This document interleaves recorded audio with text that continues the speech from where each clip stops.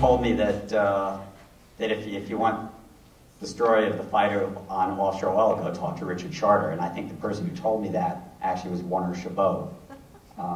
And Warner's been at it for years and years. He's just moved from the Ocean Conservancy to head the California League of Conservation Voters, so Californians can remember why we're engaged and why we love the sea and sometimes technology. Anyway, water speaks loudly. I can do it. And he will introduce our next speaker. Giving an award to Richard Charter has to be subtitled, Saving the Ocean is Fun. I want you to think Lord of the Rings. Keep in mind, Frodo, Gandalf, they're racing through the mines of Moria. They're being chased by the evil red devil like Balrog. They cross the stone bridge over the infinite canyon. Gandalf turns. He looks Balrog in the eye. He jams his staff into the rock and he goes, "You shall not pass!" Well, to understand the last 30 years of offshore oil drilling politics in the United States, make a few substitutions. The role of Balrog has been played alternatively by Dick Cheney, James Watt, Exxon, American Petroleum Institute. The roles of Frodo and his heroic entourage have been played vicariously by Sam Parr, Lois Capps, Leon Panetta, the citizens of the eastern and western seaboard of the United States, and many of you in this room here, like Sarah Chases and Billy Causey and many of you here. But for 30 years, for 3 decades, the role of Gandalf has always been played by Richard Charter. So as a result of 3 decades of effort and political battle on what do we do with the oceans of the United States, instead of the short-sighted vision of James Watt, let's auction our ocean to the oil industry, we have a string of national marine sanctuaries around the United States and growing. A conservative Republican president who decides that creating large marine monuments is a really good thing to do for a legacy.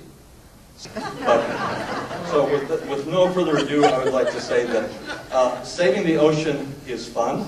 It's fun if you inspire, inform, and empower people and have a good time, and Richard Charter is the embodiment of that.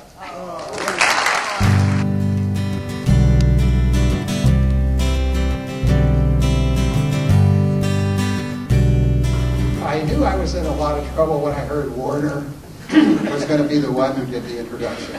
So most of all, I'd like to thank everyone who has been part of this amazing journey, which is not over. In fact, it's coming to a cusp situation. We all, in this room, because we recognize something about the coast and the ocean.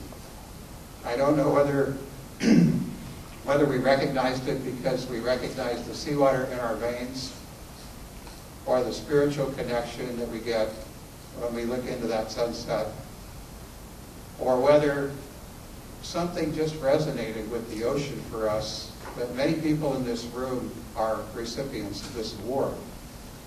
And we managed to survive 5 presidents with about, as I calculated, 460 million acres, million acres of ocean protected.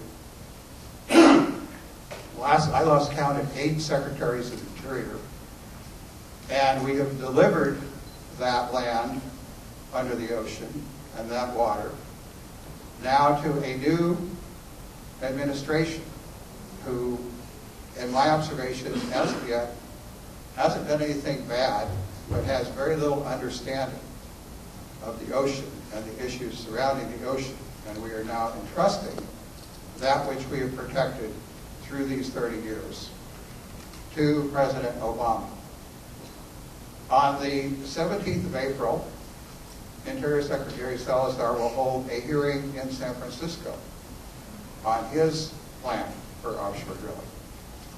During the first 2 weeks of April, 3 other hearings will be held. We don't know the dates.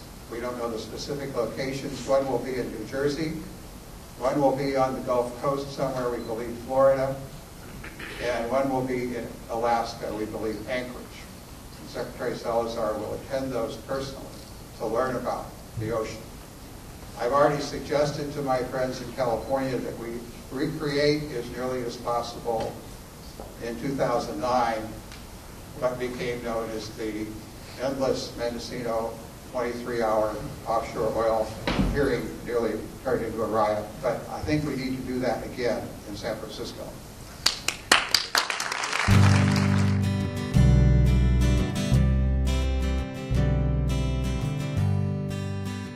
We have an ongoing release of about 5,000 barrels a day of oil from 5,000 feet below the ocean, and no way to shut it off. The offshore oil and gas industry created an accident that they can't fix.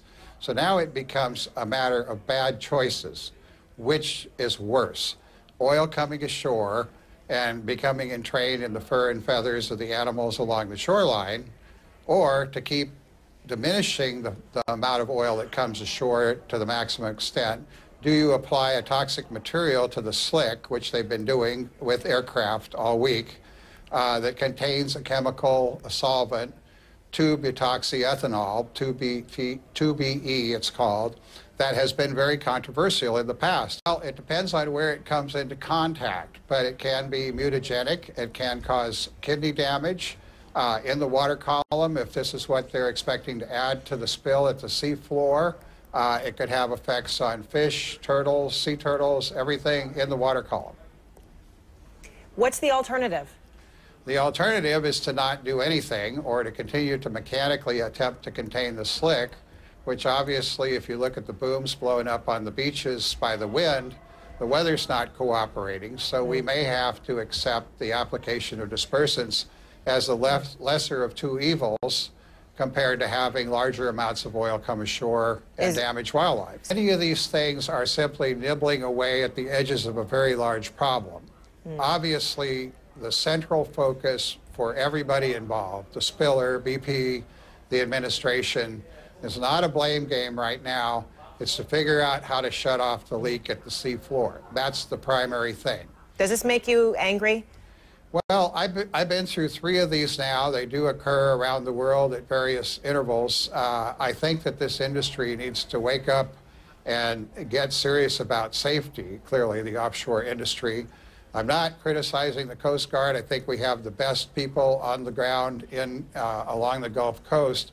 The question is, we rarely clean up more than 15 or 20% of a spill on a calm day, and we aren't seeing a calm day. Well, this is one of America's most fragile and beloved ecological treasures, right here along the Gulf Coast.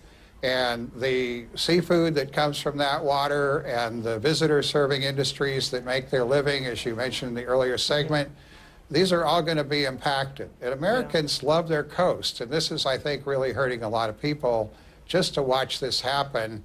And for the people who live there, this is going to go on for a long time.